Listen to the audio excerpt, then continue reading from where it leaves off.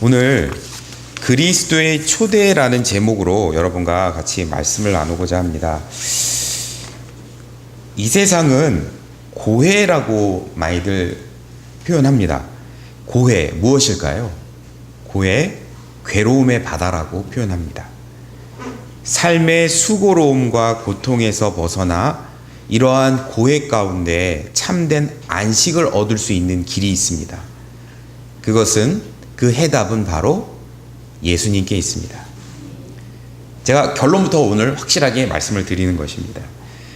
그런데 오늘 본문 말씀에서 우리 인생에서 아주 감동적이고 잊지 못할 초대를 말씀에서 선포해주고 있는 말씀이 오늘 본문 말씀에서 나옵니다.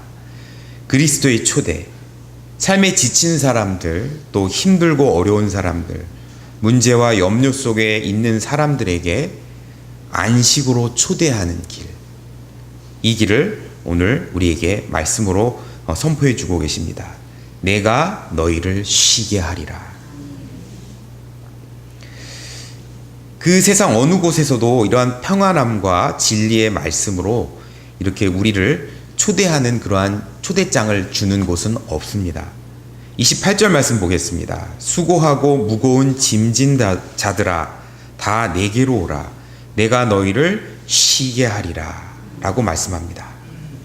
여기서 우리가 좀 초점을 두고 봐야 될 대목이 있습니다. 두 부류의 무리들 사람들에게 초청을 하는데요. 초대를 하는데 먼저 수고한 자를 지칭하면서 말씀을 하고 있습니다. 수고한 자. 우리는 인생을 살아갈 때 많은 수고를 합니다. 어떤 철학자가 우리의 몸에서 나는 세 가지 액체로 우리의 인생의 수고를 알 수 있다라고 말한 적이 있습니다. 세 가지가 있는데 첫 번째는 뭘까요? 바로 땀입니다. 우리는 끝없이 땀을 흘립니다. 우리 성도님들도 한 주간 삶의 현장에서 열심히 땀을 흘리셨죠. 그리고 날씨도 무덥고 일하고 힘든 와중 속에서 우리는 끊임없이 수고와 수고를 계속해서 해 나가고 있습니다. 또 두 번째는 어떤 것이 있을까요? 피입니다. 피라고 하는 것.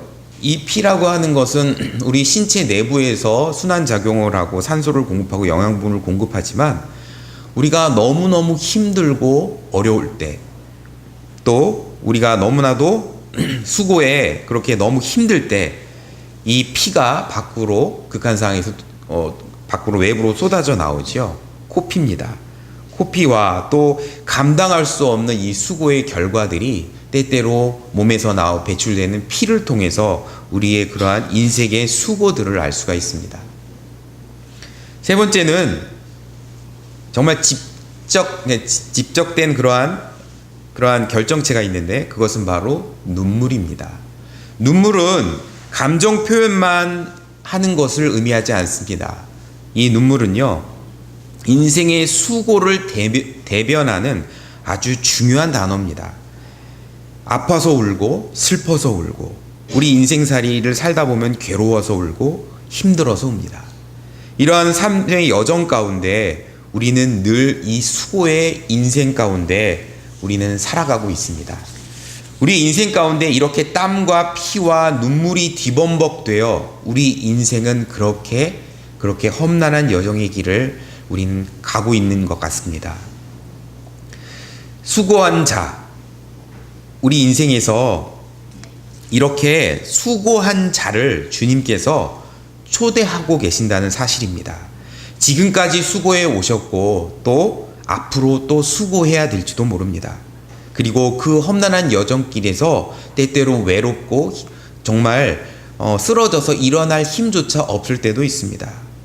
그러나 이러한 수고로운 땀과 피와 눈물이 범벅된 우리 수고로운 인생 가운데 주님께서 우리를 초대하고 있다는 사실을 우리가 명심해야 되겠습니다.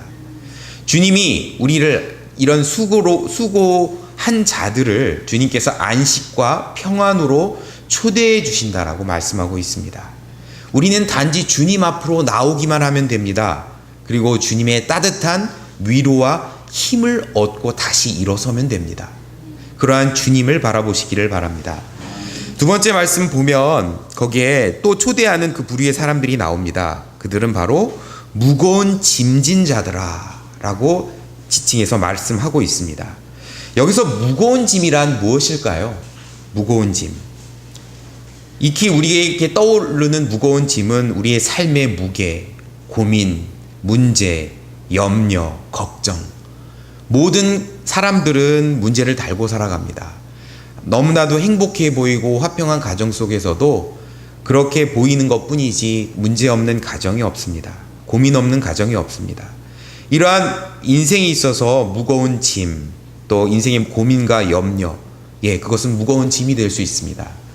그렇지만 더욱더 우리를 무겁게 짓누르는 것이 있습니다. 그것은 바로 우리의 영혼을 억누르는 죄입니다. 우리의 영혼을 억누르고 우리의 영혼을 움츠려들게 만들고 우리의 인생을 파괴하는 그러한 죄 가운데 우리는 죄인으로서 살아가고 있습니다. 이 인생 가운데 주님께서 우리와 같은 무거운 짐진 죄인들을 초대하고 계신다는 사실입니다. 죄의 짐을 지고 힘들게 터벅터벅 걸어가는 그 인생길에서 주님께서 아무개야 나와 함께 가지 않으련 하고 손을 뻗치시고 나를 묻지도 따지지도 않으시고 나의 손을 붙잡아 주시는 그 주님을 바라보시기를 간절히 바랍니다. 수고하고 무거운 짐진 인생에 있어서 참된 안식을 주는 방법들이 있는데요. 그 방법들을 좀 살펴보도록 하겠습니다. 먼저 그리스도의 부르심에 응답하는 삶을 살아야 되겠습니다. 하나님께서는 하나밖에 없는 독생자 예수 그리스도를 이 세상 가운데 이 낮고 누추한 곳에 우리 때문에 이 세상에 예수 그리스도를 보내주셨습니다. 우리의 죄로 인해 우리가 죽을 수밖에 없는 우리의 생명을 살리시기 위해 우리의 인생을 구원하시기 위해서 우리의 생명을 보존하시기 위해서 하나밖에 없는 독생자 예수 그리스도를 이 땅에 인간의 모습으로 보내주셨습니다. 그리고 십자가에 그렇게 우리의 죄의 그 대가를 지불하시고 희생을 통해서 우리는 구원을 받게 되었습니다. 그리고 그렇게 사흘 만에 주님께서는 부활하셨습니다. 그리고 우리에게 그러한 부활의 아름다운 자리로 또한 초대해 주고 계십니다. 구원의 자리로 우리를 초청해 주고 계신다는 사실이죠. 그리스도의 부르심을 받은 사람들, 그 그리스도의 부르심을 받은 사람들은 다름 아닌 앞에서 말씀드렸듯이 무거운 짐진 자, 인생에 있어서 수고한 자, 바로 죄인을 부르시고 있다는 사실입니다. 인생의 무거움과 고통을 가지고 있는 사람들, 그들을 우리는 죄인이라고 합니다. 그러한 사람을 부르시며 죄인들을 부르시며 그렇게 주님 앞에 나오라고, 내 앞에 나와서 쉬라고 주님께서 우리를 초청해 주고 계십니다. 누구든지 이 그리스도의 부르심에 응답만 하면, 반응만 하면 우리의 모든 인생의 무거운 짐을 주님 앞에 내려놓고 그러한 짐을 훌훌 탈탈 벗어버리게 됩니다. 28절 말씀을 제가 다시 봉독해 드리겠습니다. 수고하고 무거운 짐진 자들아 다 내게로 오라. 내가 너희를 쉬게 하리라. 그 다음에 우리가 수고하고 무거운 짐진 인생의 참된 안식을 얻는 방법에 그리스도의 멍에를 매야 한다고 말씀하고 있습니다. 29절 말씀입니다. 제가 읽겠습니다. 나는 마음이 온유하고 겸손하니 나의 멍에를 메고 내게 배우라. 그리하면 너의 마음이 쉼을 얻으리니 라고 말씀하고 계십니다. 여기서 멍에에 우리 초점을 맞춰야 됩니다. 멍에란 무엇인가요? 소나 말의 목에 얹어 수레나 쟁기를 끌게 하는 도구를 멍에라고 합니다. 이 멍에는 그러한 상징성이 있는데 행동을 구속받고 억압하는 것을 빗대어 비유하여 말씀하고 있습니다. 예수님께서 말씀하시기를 너희가 쉼을 얻기 위해 나의 멍에를 메라 라고 말씀하고 있습니다. 굉장히 아이러니하고 역설적입니다. 쉼을 얻기 위해, 안식을 얻기 위해 어떻게 힘든 무게를 지고 끌어가는 멍에를 메라 하실까?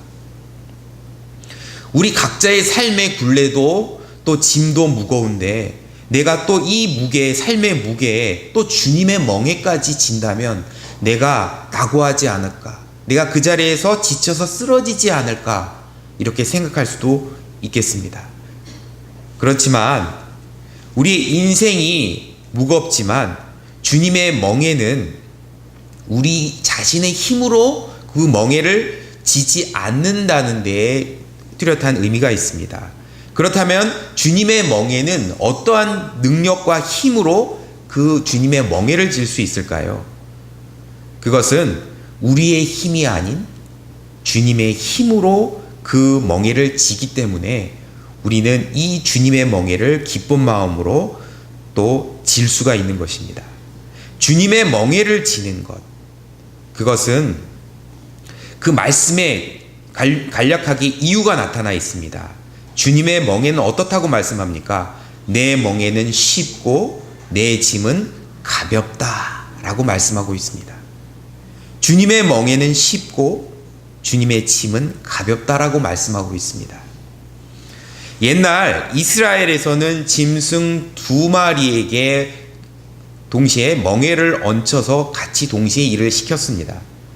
그래서 멍에는 단독으로 멍에를 맬 수 있었지만 대개는 멍에는 2마리의 짐승에게 함께 얹어서 매는 것이 멍에의 진정한 의미였습니다.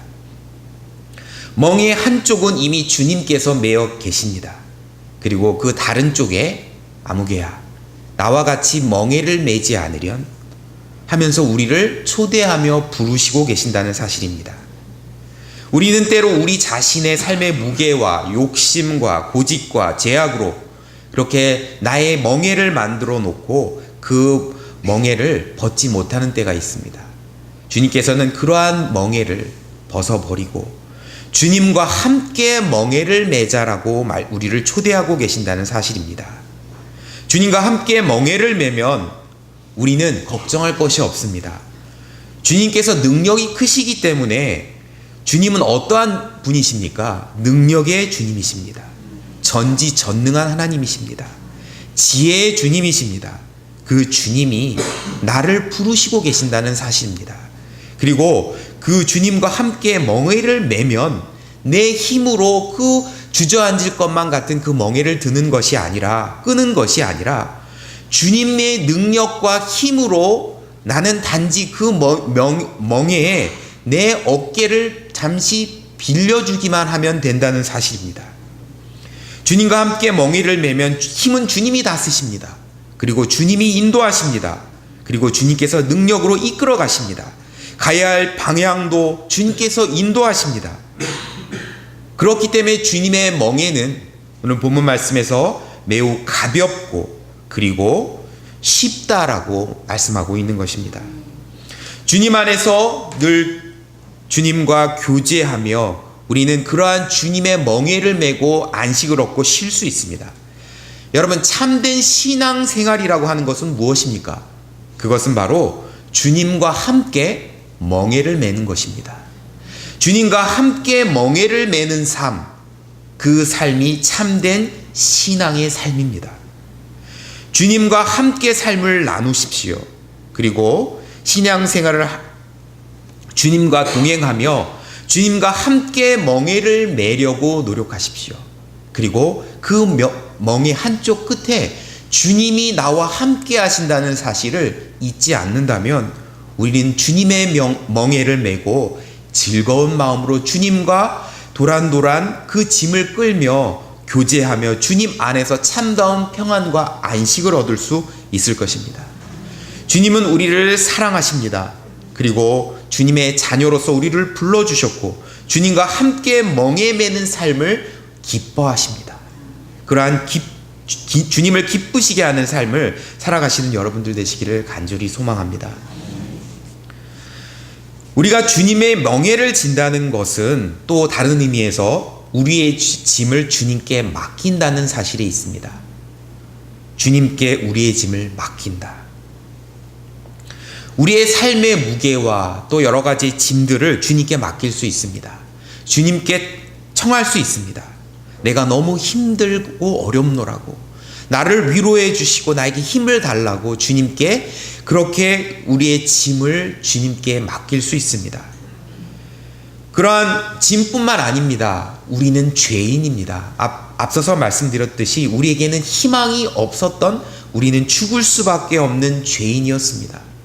이러한 죄의 무게 또한 삶의 모든 종류의 짐과 더불어 주님께 맡겨드려야 됩니다.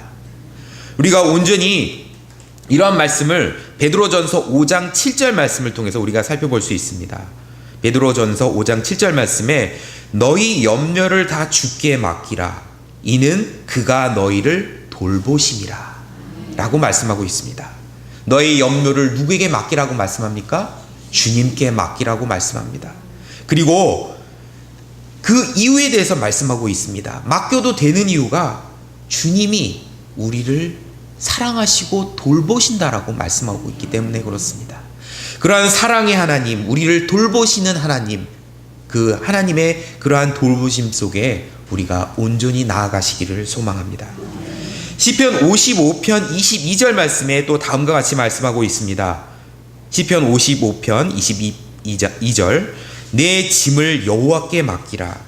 그가 너를 붙드시고 의인의 요동함을 영원히 허락지 아니하시리로다 라고 말씀하고 있습니다. 성경 곳곳에 너의 짐을 여호와께 맡기라. 주님께서 돌보시고 너를 붙드시리라 라고 말씀하고 있습니다. 하나님은 우리를 만드시고 참 좋았다라고 극히 좋아하셨습니다. 참 기뻐하셨습니다. 우리는 그러한 소중한 주님의 존재들입니다. 그러한 하나님의 자녀로서 우리를 주님께서 불러주셨고 그렇게 주님을 바라보며 우리의 삶의 무게와 모든 죄의 짐을 주님께 맡기라고 말씀하고 있습니다.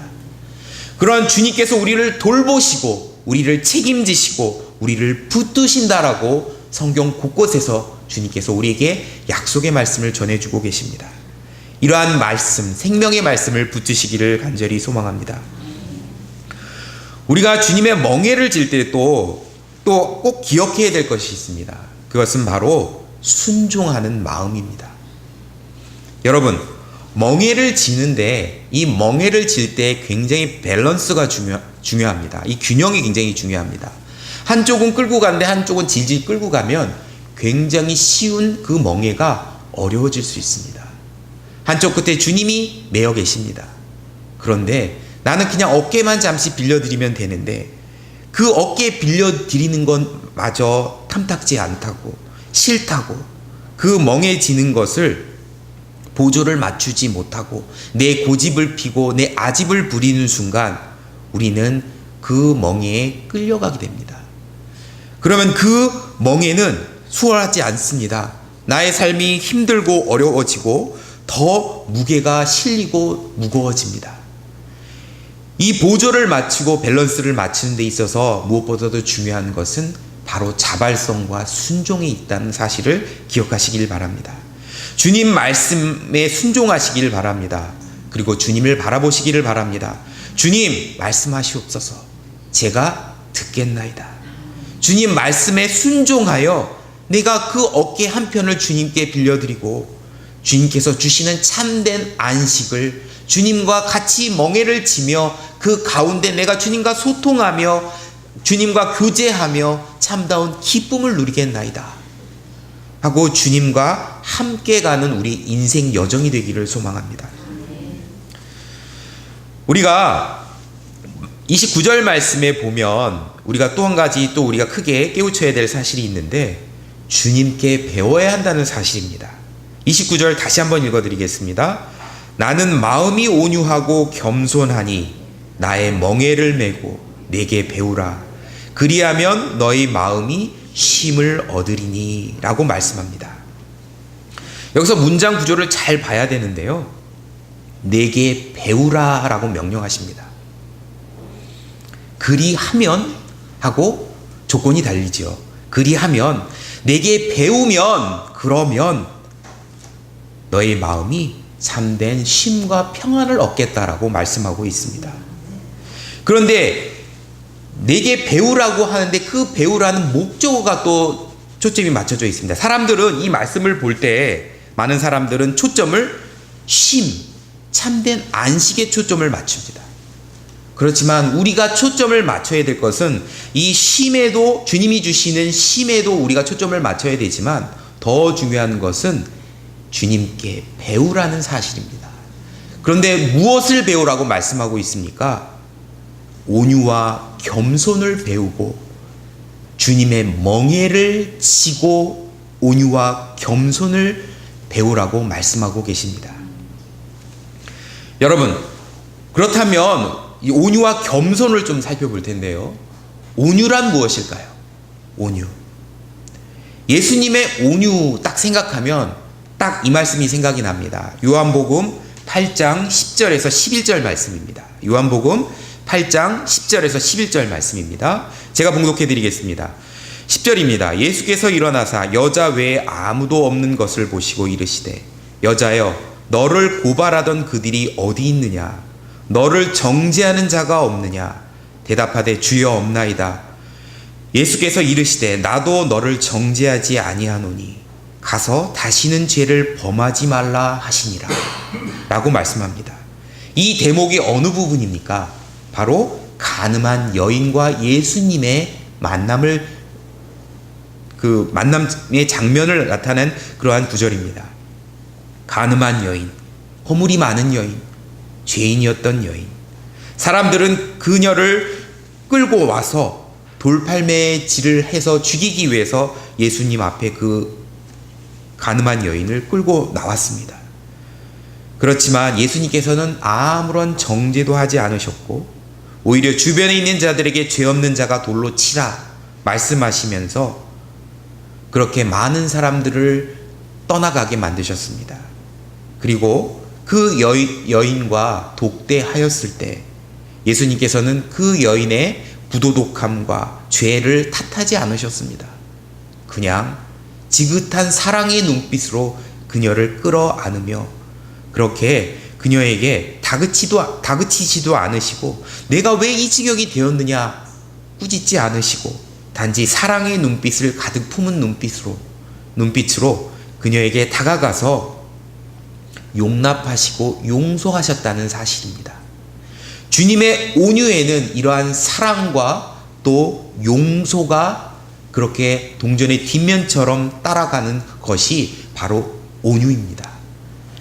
그러한 온유를 배우라고 오늘 본문 말씀에서 말씀하고 있습니다. 그 온유, 우리는 죄인입니다.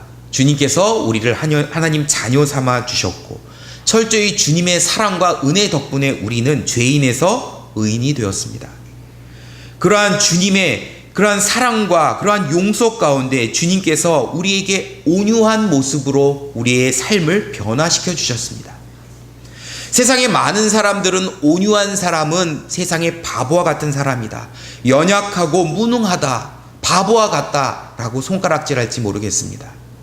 그리고 때때로 많은 부분에서 자기의 이익을 굳지 아니하기 때문에 많은 손해를 보기도 합니다. 그렇지만 주님께서는 온유한 자가 되라 말씀하고 계십니다.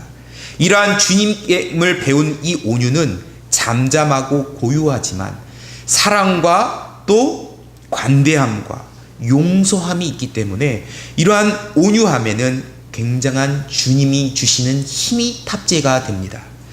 그 온유함으로 이 세상을 변화시킬 수 있고 사람의 마음을 녹여낼 수 있고 이 세상을 따뜻하게 변화시킬 수 있습니다. 주님께서는 나의 멍에의 양쪽 끝에 온유가 있다라고 말씀하고 있습니다. 그 온유를 배우라고 말씀하고 있습니다. 그 온유를 배우시는 여러분들 되시기를 간절히 소망합니다. 두 번째, 양쪽 그 끝에는 또 겸손이 그렇게 실려 있습니다.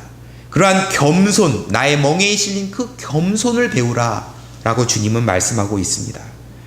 사도 바울은 이렇게 말씀합니다. 예수님께서 몸소 보여주신 이 겸손은 바로 자기를 비운 비움의 겸손이라고 말씀하고 있습니다. 자기 자신을 비움의 겸손이다. 빌립보서 2장 5절에서 8절 말씀, 빌립보서 2장 5절에서 8절 말씀을 제가 봉독해 드리겠습니다. 너희 안에 이 마음을 품으라. 곧 그리스도 예수의 마음이니 그는 근본 하나님의 본체시나 하나님과 동등됨을 취할 것으로 여기지 아니하시고 오히려 자기를 비워 종의 형체를 가지사 사람들과 같이 되셨고 사람의 모양으로 나타나사 자기를 낮추시고 죽기까지 복종하셨으니 곧 십자가에 죽으심이라 라고 말씀하고 있습니다. 이 세상의 어떠한 겸손이 주님의 뜻을 이루기 위해 자기의 생명까지도 그리고 십자가 앞에 내려놓는 그러한 겸손이 있겠습니까? 그래서 예수님의 겸손은 희생의 겸손이요 또 자기 비움의 겸손이다 라고 말씀하고 있습니다. 하나님 뜻 앞에서 십자가에 달려 죽기까지 복종하셨습니다. 그것이 예수님의 겸손이었습니다. 예수님은 자기를 비워 십자가의 죽음으로 주님의 말씀을 이루셨습니다. 겸손하게 순종하셨습니다. 그리고 예수님께서는 마태복음 16장 24절에 다음과 같이 말씀하셨습니다. 마태복음 16장 24절입니다. 이에 예수께서 제자들에게 이르시되 누구든지 나를 따라오려거든 자기를 부인하고 자기 십자가를 지고 나를 따를 것이니라 라고 말씀하고 있습니다. 여러분, 세상의 많은 사람들은 자기를 비워내기보다는 나를 어떻게 채울까를 고민합니다. 많은 세상의 지식으로, 많은 세상의 재물로, 많은 세상의 명예로 나를 높이고 단단히 채우기를 소망합니다. 그러나 주님은 역설적으로 모든 것을 비워내라고, 모든 것을 아낌없이 비워내라고 말씀합니다. 무엇을 위하여? 아버지 하나님의 뜻을 위하여, 하나님 나라를 위하여, 하나님의 의를 위하여 그렇게 모두 비워내라고 말씀하고 있습니다. 이렇게 비워낸 그 중심에는 비워낼 수 있기 때문에 주님이 자리 잡을 수가 있는 것입니다. 겸손함이란 이런 것입니다. 세상 사람들은 더욱더 채우려고 하고 십자가를 지지 않으려고 하지만 참된 진정한 크리스천들은, 그리스도인들은 내 마음을 주님을 위해 비워내는 것입니다.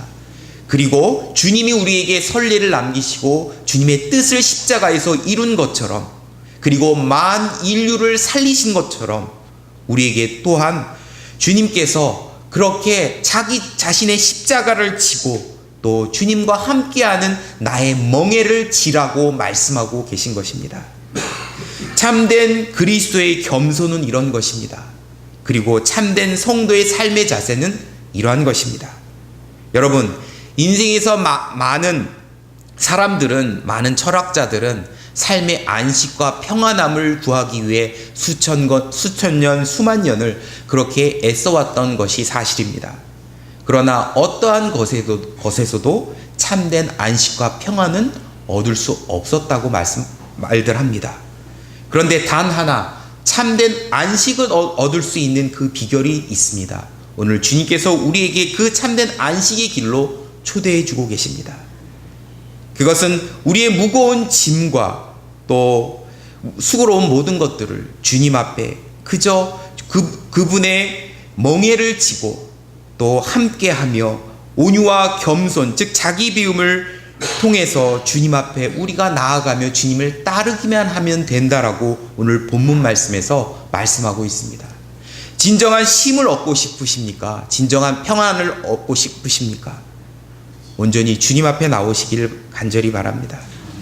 하나님께서 주시는 이 평안함에 우리 영혼이 살아나며 그리고 우리 인생이 더욱더 풍요로워지며 썩어지지 않을 그러한 영원한 하나님의 그러한 참된 안식을 얻을 수 있을 것입니다. 마지막으로 톨스토이, 유명한 작가인 러시아의 대문호인 톨스토이 이야기를 하며 마무리를 하려고 합니다. 이 톨스토이는 종교를 짐으로 생각해서 자기의 가정의 독실한 크리스천으로서 가정을 위해서 기독교를 믿다가 이 종교를 어느 날 떠나게 되었습니다. 그리고 인생의 긴 방황의 끝에서 예수 그리스도께 다시 돌아오게 됩니다. 그리고 그가 청소년 10대 시절의 신앙을 버리고 떠나갔던 신은 없다 라고 하며 떠나갔던 그가 55세에 다시 그리스도를 부여잡고 돌아오며 신앙론이라는 글에서 다음과 같이 고백합니다. 그 글을 그대로 인용하여 읽어보도록 하겠습니다.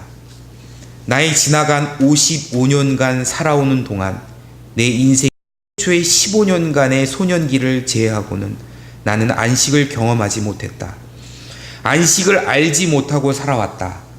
내가 18세 되던 나이 내 친구는 나에게 찾아와 신이 인간을 만든 것이 아니라 인간이 신을 만들었다고 나를 설득했다. 나는 그 말이 진리라고 생각했다. 그래서 나는 어렸을 때 종교, 가족의 종교인 기독교를 떠나기로 결심했다. 나는 종교를 포기하는 것이 자유를 얻는 길이라 생각했다. 나는 심지어 종교는 속박이라고 생각했다. 그러나 내 나이 55세, 이제 나는 내가 버린 어머니의 품과 같은 신앙의 품으로 돌아온다. 나는 종교로 돌아온 것이 아니다. 나는 예수 그리스도에게로 돌아왔다. 그리고 예수 안에서 나는 다시 참된 안식을 발견했다. 28절 말씀을 다시 봉독해 드리겠습니다. 수고하고 무거운 짐진 자들아 다 내게로 오라. 내가 너희를 쉬게 하리라. 예수 그리스도가 안식이요 참 자유이십니다. 그러한 예수님 앞으로 모두 나오시기를 축원드립니다. 기도하시겠습니다.